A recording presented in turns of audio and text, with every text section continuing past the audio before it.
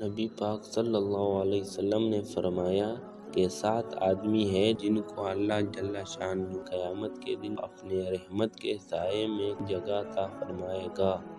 جس دن اس کے سائے کے سوا کوئی سایہ نہ ہوگا۔ نبی پاک صلی اللہ علیہ وسلم نے فرمایا، ایک عادل بادشاہ ہوگا، دوسرا وہ جوان جو جوانی میں اللہ کی عبادت کرتا ہو، تیسرا وہ شخص جس کا دل مسجد میں اٹک رہا ہو، چوتھے وہ 2 شخص جن میں اللہ ہی کے واسطے محبت ہو، اسی پر ان کا اجتماع ہو اور اسی پر جدائی،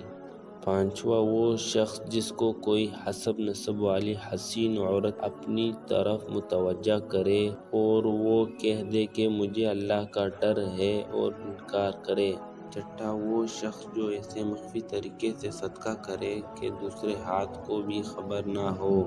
ساتواں وہ شخص جو اللہ کا ذکر تنہائی میں کرے اور آنسو بہنے لگے۔